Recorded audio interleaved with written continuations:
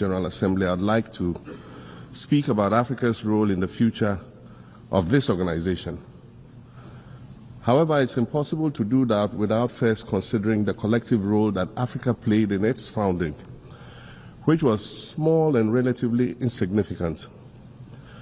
Of the 51 member states involved in the founding of the United Nations in 1945, only 4 were African: Egypt, Ethiopia, Liberia, and South Africa.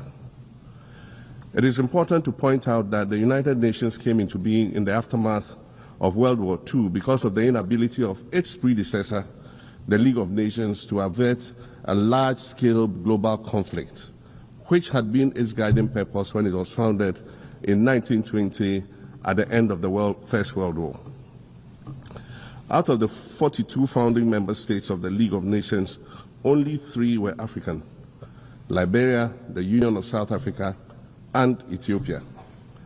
Egypt was to join later in 1937. Africa's overall participation in the organization's founding was minimal and relatively unimportant. That's because before all the other talks and meetings, representatives from a group of 14 nations gathered in Berlin for a series of discussions that began in 1884 and which led to the partitioning and forcing the racist dog whistles or explaining the overtly discriminatory and divisive statements that are made daily to our hearing. This year, at the UN General Assembly, I served notice that Ghana will move a motion next year. We have been divided with artificial borders of colonialism that split ethnic homelands right down the middle, when they can refer to our countries as shitholes, when they can indiscriminately strip people who look like us of citizenship that they have earned. We do not have the luxury of forgetting or of... The night before the speech, the world felt unsteady. Screens flickered in glass towers from New York to London, numbers trembling red and green like nervous heartbeats. Traders stared at charts they didn't fully understand anymore. Somewhere between fear and disbelief, they whispered about emerging risks and unusual signals, code words for something older and more dangerous: a loss of control. In Brussels, an embassy stayed lit long after midnight. In Washington, a policy briefing was rewritten 3 times, each version softer than the last. In Paris, a senior advisor rubbed his temples and asked a question no one wanted to answer out loud. What if they finally say it? Across Africa, the atmosphere was different. Not quiet, charged. Phones buzzed in Lagos, buses stuck in traffic. Students in Nairobi leaned closer to cracked screens. A mechanic in Dakar paused mid-repair, oil-stained hands frozen, eyes lifted. It is important to point out that the air United itself Nations seemed came to into being in the Everyone aftermath knew something was coming. of World War II It wasn't because of the scheduled as a inability of historic its moment. predecessor, Officially, the it was League just of another Nations, address, another summit, another carefully worded statement meant to reassure markets and partners. But nothing about the hours leading up to it felt ordinary. Inside a quiet room behind thick doors, Ghana's president stood alone for a moment longer than necessary. The speech lay on the table, pages aligned with careful precision. He didn't touch them yet. He looked out the window instead. Accra at dawn was beautiful in a way that hurt. The city breathed slowly, unaware of the weight pressing against the hours ahead. He had read every report. He had taken every call. He knew exactly what this moment could cost. His phone vibrated again. Another foreign number. Another friend. He let it ring. His advisors had tried everything. Reason, fear, history. Mr. President, one had said quietly, "You don't have to say it like that." Another had leaned forward, voice tight. "We understand the frustration. Everyone does. But there are lines. You cross them, and consequences follow." Consequences. He had spent his entire career watching Africa live with consequences it never chose. Consequences of borders drawn elsewhere, of currencies printed elsewhere, of debts negotiated in rooms where African voices were present but never decisive. He picked up the speech at last. The opening line stared back at him, simple and dangerous. Africa has had enough. He exhaled slowly. Hours earlier, the calls had begun.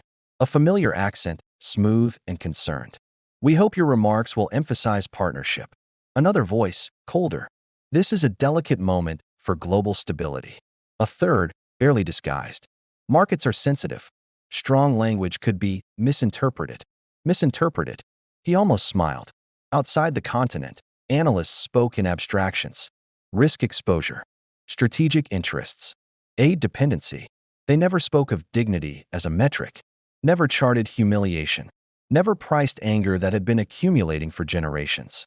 In Ghana, in Africa, the frustration was not theoretical. It lived in the price of bread, in power outages, in graduates with degrees and no jobs, in farmers exporting cocoa cheaply, then importing chocolate at 10 times the cost, in nations rich enough to feed the world, begging for loans to survive. The illusion of independence had worn thin. The motorcade moved through the city as the sun climbed. Crowds gathered, not because they had been told to, but because something inside them had been pulling them there all morning. Vendors paused. Drivers slowed. Security watched carefully, sensing not unrest, but expectation. Inside the hall, diplomats settled into their seats with trained composure. Some smiled. Some whispered. Some checked their phones one last time, sending updates to capitals thousands of miles away. Western journalists adjusted their microphones, already drafting headlines that hedged their bets. Africa at a crossroads. Ghana urges reform. They had no idea. Backstage, the president closed his eyes briefly. He thought of history, not as dates, but as patterns. The pattern of extraction, the pattern of apology, the pattern of being told to wait, to reform, to be patient, to trust systems that had never been designed to serve Africa in the first place. He thought of the youth, millions of them, connected, aware, tired of being spoken about instead of spoken to.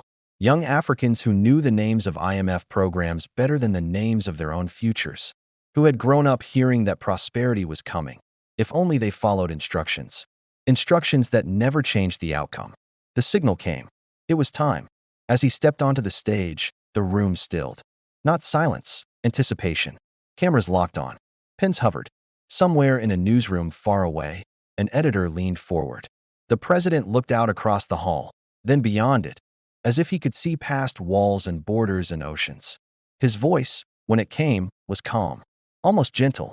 "Today," he began, "I speak not only as the leader of a nation, but as a son of a continent that has waited long enough." A few diplomats shifted. He continued, measured. "For decades, Africa has been told to be grateful. Grateful for aid, grateful for advice, grateful for opportunities that never quite materialize." He paused. "And for decades, we have been patient." Markets twitched. In Washington, a junior analyst frowned at the screen. The president's tone didn't rise. It didn't need to. "We were told that independence would bring prosperity, that sovereignty would bring dignity, that if we opened our markets, liberalized our economies, followed the rules, development would follow." He looked directly into the camera now. "But let us be honest with ourselves." The hall felt smaller. If these rules truly worked for Africa, we would not still be exporting raw materials and importing finished goods. We would not still be borrowing our own wealth back with interest. We would not still be explaining our poverty in a world that depends on our resources. A ripple moved through the audience. Somewhere in London, a commentator whispered, "He's going further than expected." The president's inner voice was steady now. The fear had burned away, replaced by clarity. "For years," he said, "we have signed agreements written in languages our people do not speak, negotiated in rooms where power is unequal, enforced by institutions that answer to others." He let the words hang. "We are told these arrangements are necessary. That debt is development. That austerity is discipline. That suffering today will lead to prosperity tomorrow." His eyes hardened slightly. Tomorrow has been postponed for too long. In African cities, phones rose higher. Clips began to circulate, captions forming in real time. "He's saying it. Finally, Africa has had enough." The president's voice sharpened, "Just enough. We are not poor because we are incapable. We are poor because the system is designed to extract, not to build." A murmur. Not applause yet. Something deeper. He spoke of currency dependence without naming it directly. Of nations forced to earn foreign exchange before they could develop themselves. Of budgets written with one eye always watching distant approval. What kind of independence requires permission? He asked quietly. That question traveled faster than any statistic. In a European capital, a diplomat's phone buzzed nonstop. In a New York studio, a presenter hesitated, unsure whether to cut away. The president pressed on. Africa's youth are not angry because they hate the world, he said. They are angry because they see the truth. They see wealth leaving their countries every day and lectures returning in its place. He gestured gently, as if laying something down. They see gold, oil, cocoa, cobalt, lithium, resources that power modern life, leaving African soil, while African lives remain undervalued. His voice lowered. They ask a simple question: enough of what, exactly, must we give before we are allowed to live with dignity? Silence. Not the awkward kind.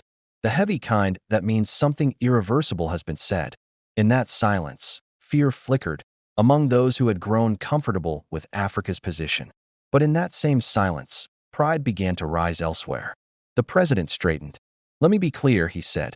This is not a declaration of hostility. It is a declaration of self-respect. He spoke of partnership, but on new terms. Of cooperation without subordination. Of trade that builds industries, not dependency. Of aid that does not arrive with invisible chains. Africa does not ask for charity, he said. Africa asks for fairness. The phrase landed like a drumbeat. In the back of the hall, an advisor realized, too late, that the speech was no longer just a speech. It was a mirror. The president's tone shifted now, warmer, almost intimate. To our friends around the world, he said, we are ready to work with you. But understand this. We will no longer apologize for wanting to control our own destiny. A pause. We will no longer beg for access to what we produce. We will no longer accept systems that demand obedience instead of respect. The first applause broke out, not thunderous, but defiant. Then more. In Accra, cheers spilled into the streets. In Abuja, in Johannesburg, in Kigali, young people replayed the clip again and again. Western newsrooms scrambled for language. Strong remarks. Unprecedented tone. Markets uneasy. They missed the point. The climax came not with a shout, but with a sentence delivered almost softly. Africa has had enough, the president said. Enough of being managed. Enough of being misunderstood. Enough of being patient while others prosper from our patience. The hall erupted. Not polite applause. Something rawer. Delegates stood. Some hesitated, then stood anyway. In the applause, fear transformed. For the first time in a long time, Africa was not asking a question. It was making a statement. The president raised a hand, letting the sound subside. Our future, he said, will not be written in distant capitals. It will be written by Africans, for Africans, in the open light of our own ambition. He ended not with a promise, but with a challenge. The world must decide, he said. Is it ready for an Africa that stands upright? An Africa that negotiates, not pleads? An Africa that knows its worth? His gaze swept the room one last time. Because whether the world is ready or not, he concluded, Africa is. The silence afterward was different. It was not empty. It was full. Outside, the sun was high now. The city breathed again, changed in ways that wouldn't show up on any market chart. In the hours that followed, reactions poured in. Praise, condemnation, warnings disguised as concern. Analysts argued. Commentators spun. Politicians issued statements that said much and meant little. But across Africa, something had shifted. Not policy. Not yet. Psychology. A line had been crossed, not by aggression, but by truth spoken without apology. The speech became a spark, not a revolution, but a reminder that dignity precedes development, that unity begins in the mind, that no system is permanent if people stop believing in it. And as the clips continued to spread, as the words echoed far beyond the hall, one question lingered, uncomfortable, unavoidable, impossible to ignore. If Africa has had enough, is the world ready for what comes next?